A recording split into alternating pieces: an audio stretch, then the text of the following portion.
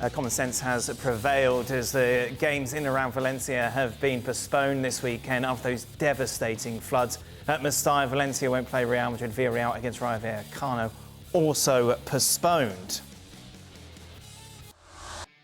So that gives Real Madrid more time, of course, to try and get over what happened in our Clasico. What is interesting is we've been harsh, very harsh, on Kylian Mbappe. We have given his performance in our Clasico. Yet it's not Julian Laurent who is jumping to his defence. And I had to check that it wasn't Jules defending his Kylian. There's a lot of soppy sods around. I tell you what, there's a lot of soppy sods around here, didn't there? But who's he's almost in tears because I was giving Marcus Rashford a but little who bit of just stick. thought Mark Ogden? Mark Ogden, of all people, is the one who's defending Kylian Mbappe to quote, why are we focusing on his offside and not on his goals that he scored so far this season? Mark, what's going on? What goals? Penalties?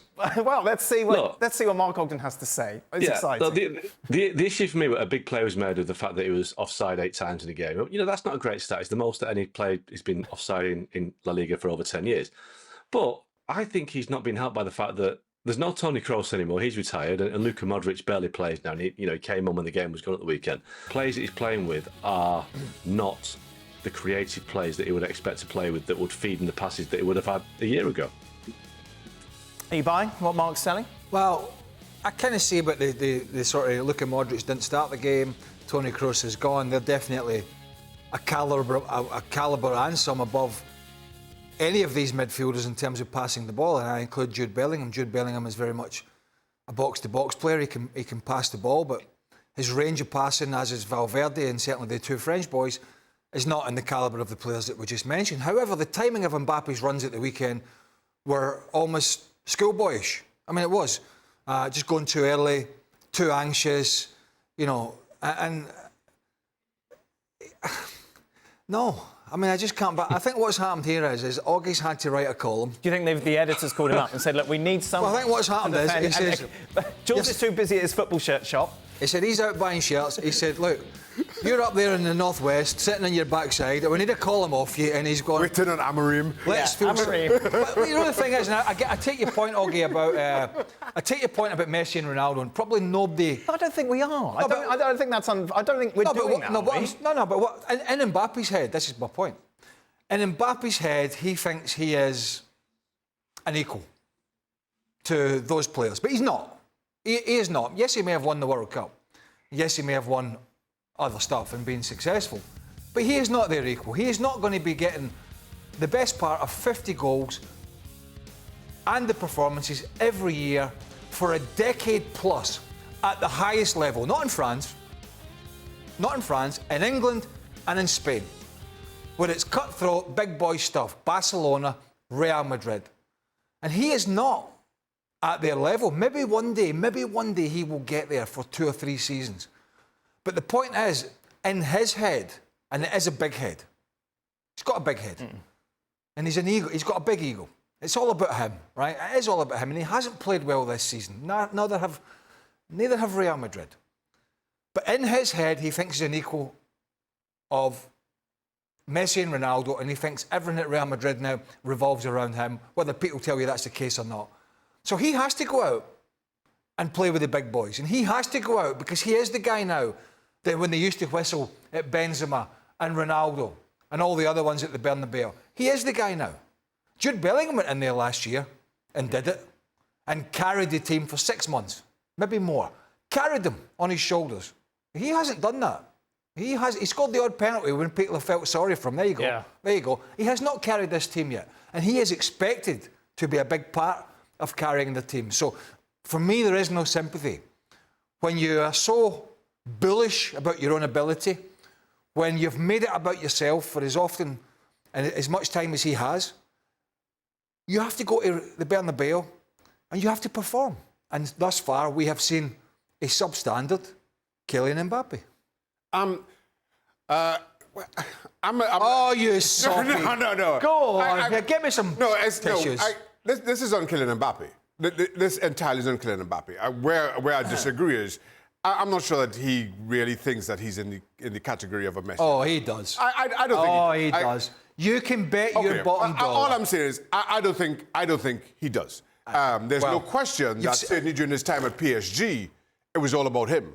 And I felt that this kind of learning curve that maybe he's going through and Augie maybe hinting at should have happened 2 or 3 years ago when he was first linked with Real Madrid. He needed that move where the club was the star, that he wouldn't be the center of attention. Now all of a sudden he arrives at this club and he's not, kind of given the last 2 or 3 years at PSG where everything was about him. And not just PSG, everything about French football, where the French Prime Minister is coming out and making appeals to you. Everything about French football was about him. Now all of a sudden it's not. I think what you're seeing is the curve of a young player arriving at a big club. The issue is Mbappe at 25 isn't that young. He's won the World Cup. He played in another World Cup final. And to Augie's point about the Clasico, while yes, okay, if you've got Kroos and Modric in their prime, certainly some of those through balls are coming from a little bit deeper, a little bit earlier. That benefits Kylian Mbappe.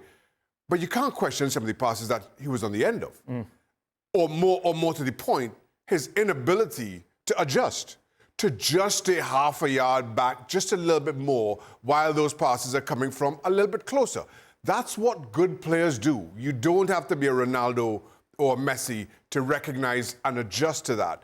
And that's where I think Kylian Mbappe got it so wrong in the Clasico. I've got a bee in my bonnet about this player because I do think, I disagree, I think he thinks he is the equal of those that have gone before him, but he's yet to really prove it.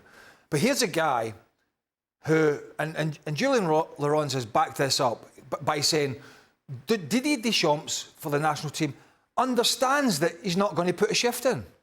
But here's a guy who, when he's playing for his country, and he has won the World Cup, but when he's playing for his country, is quite happy to allow the other 10 that are on the field to go and do all the donkey work for him. What kind of mindset is that? What kind of attitude is that? I don't like that. I don't like that. And what I've seen so far at Real Madrid is not impressive. It is not. Last word to you, Mark, on this?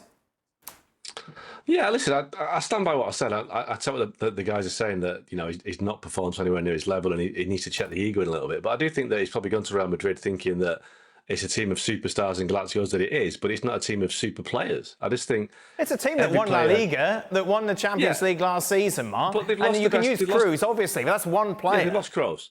I just think, you know, every striker depends on service. You know, if you put Erling Haaland in the Man United side, he wouldn't score 50 goals in a season, would it? And I think Mbappe is just probably learning that he's not going to get all the service that he thinks, and it's a much harder league than the Liga. It's not as hard as the Premier League, but it's a much harder league than Liga, and he stepped up a different level as well. So all this is coming together, but I do think that he will come good, and I just think that sometimes we have to kind of bear in mind that, you know, he's a big player with a lot of pressure on him, and I think sometimes it's not just him, it's those around him as well. If he was playing for Manchester United, you'd be slating him, Mark. But no, because it's Real Madrid, you're being very nice to him. Brother. Mark, thank you very much as always. I'm looking forward to the layoff Jude Bellingham column from Augie. Yeah. Thank you very much to Mark. So just a reminder then, there's no game between Valencia and Real Madrid, of course. That was scheduled as the late match on Saturday. However, the Catalan derby does go ahead. Barcelona against Espanyol, of course, that's at 9:45. The late game sees Athletic Club take on Real Betis in the Basque derby.